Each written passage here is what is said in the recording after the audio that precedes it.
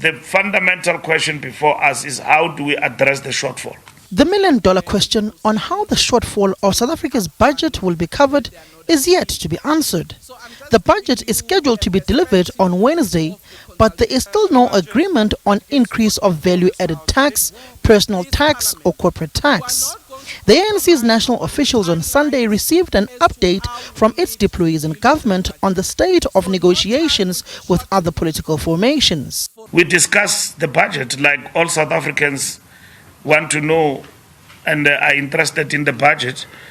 We want the minister to deliver the budget on Wednesday, and we keep ourselves abreast about what are the challenges we are facing from the point of view of this budget, and we discuss it in that context. It's an important item right now in our political lives, and that must be resolved. And we can't resolve it. Government cannot resolve it on its own. It must resolve it in concert with the people.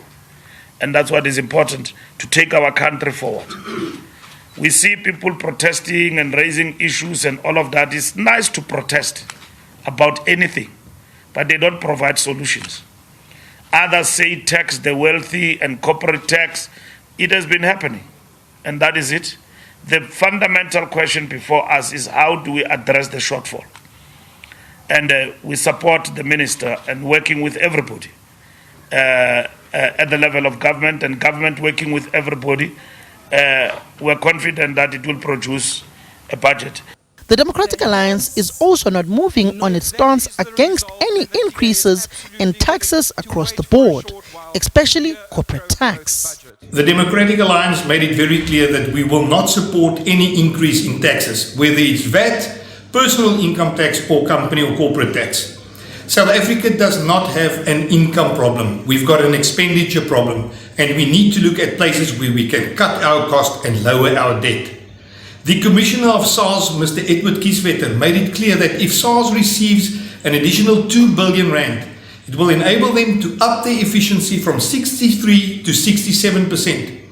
That 4% increase in efficiency from SARS will enable them to collect an additional between 60 and 80 billion rand under current legislation, and that will be more than sufficient to cover for this VAT increase. The economic freedom fighters have pushed for the corporate tax to be increased, whilst also agreeing with the DA on further capacitating SARS to collect another 800 billion rands owed to it.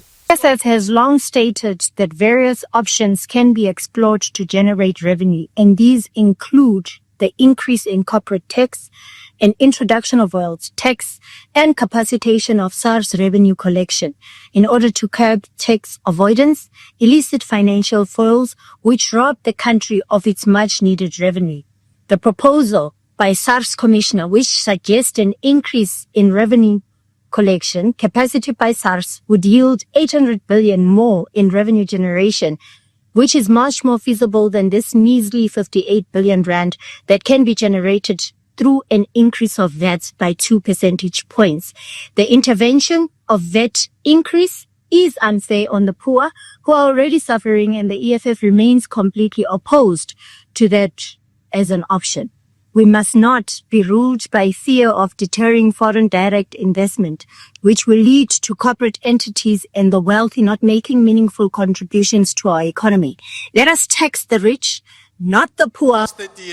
Other political parties, like the MK Party, are also against an increase in VAT and doing away with the SRD grant. Minister of Finance Enoch Godongwana will have to come up with new ideas to source more revenue while also pleasing all political formations in the GNU. Samkele Masego, SABC News, Johannesburg.